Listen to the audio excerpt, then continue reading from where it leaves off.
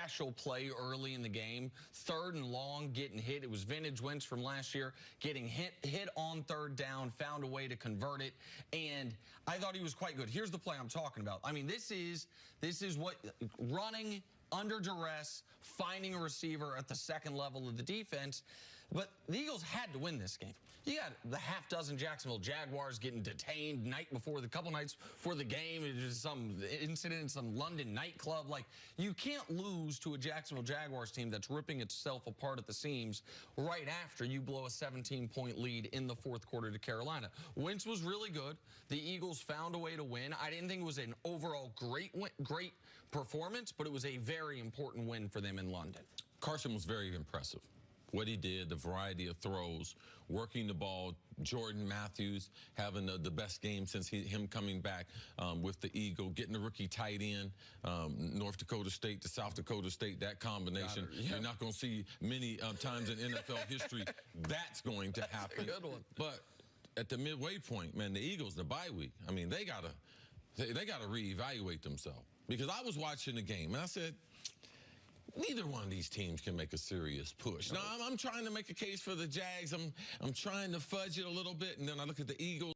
They've been so inconsistent. So Carson Wentz, yes, impressive, but I'm not impressed with the Eagles. They're going to have to get a lot better. What aren't you impressed with?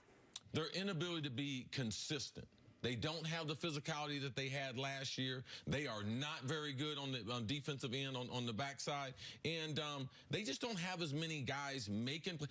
Last year, they had a theme to what they were going to do. Now, they went through 2 parts of the season. That's the MVP season of Carson Wentz, and then trying to find Nick Foles what he could do. And then the teams played spectacular in 3 football games. That means the divisional round, the championship game, in the Super Bowl. So they are not a 500 talent team when they started the season. We're at the midway point for them, and they're 4-4. They have much better talent than their record. Right. They had to win this game because even with the win, you know where they are in the NFC?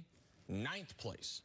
9th place. 9th place. Yes. Packers, Vikings, Seahawks, Panthers, Bears, Washington, Saints, Rams, all ahead of them. So, like, and by the way, we've talked about the NFC East, how winnable it is. Okay, well, Washington's now 5-2 with, according to what teams' records are right now, the easiest schedule of any team in the NFL the rest of the way. Washington's going to find a way to get to 10 wins. Like, at 5-2 right now with the schedule they have, it would be shocking to me if they don't at least go 5-4 the rest of the way. So Philly's got its work cut out for it. Like, Philly's going to have to start accumulating wins. This was a good step in that direction, but to Chris's point, they've had one dominant performance all year against the Giants, and the Giants have packed it in.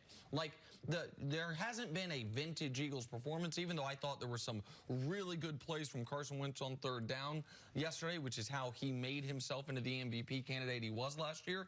Overall, they haven't been great. The Jags are not a good football team right now. No. I was just going to bounce off that. What's going on with the Jacksonville Jaguars right now? The Jags, there's certain teams, and Coach Mangini talks about this, how you're going to deal with adversity, how you're going to deal with success. The Jags, the success they had last year, led them to doing a lot of interviews this offseason, led to Jalen Ramsey making all these quotes and everything. They're not a good football team. And it's not all Blake Bortles. Oh, no. They got some problems on the defense. Leonard Fournette's been injured. He's close to coming back, but their inability to have that dominant running game. This roster was not put together well. They didn't have enough playmakers when they started the season, and a couple injuries have decimated the wide receiving room, and also the running backs have been affected by it. I just think the Jaguars bought into the hype that should have never existed. Here's who the Jags were last year. A very good defense on an above-average team that for some reason dominated one team, Pittsburgh.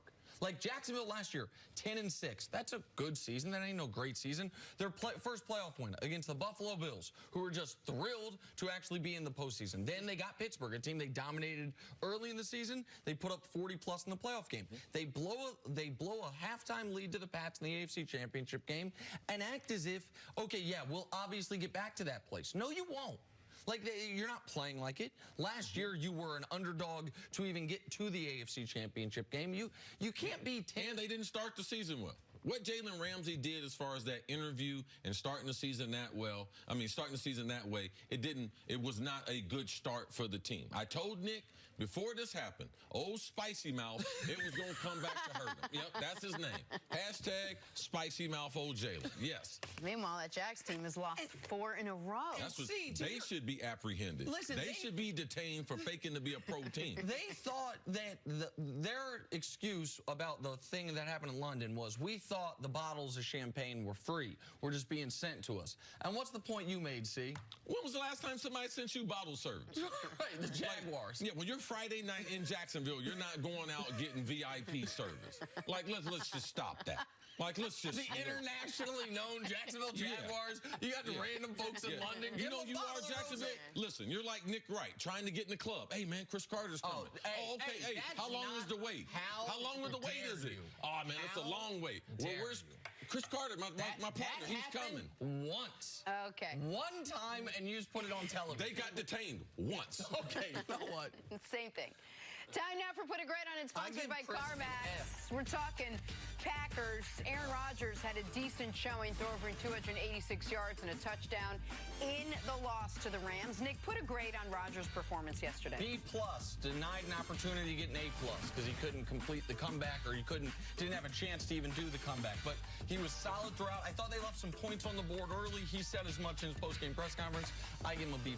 And dealing with that front that the Rams were presenting right there, I got to give him an A. Aaron Rodgers, you got to give him an A. He did everything he could do except stay in the end zone for Ty Montgomery there at the end to give him a chance to build a win. Rodgers would take a knee. They should have sent him back there. Just catch it, take it. All right, got to take a break. Coming up, more chaos going on in Cleveland. That's next on First Things First. One time, I say Chris Carter's coming.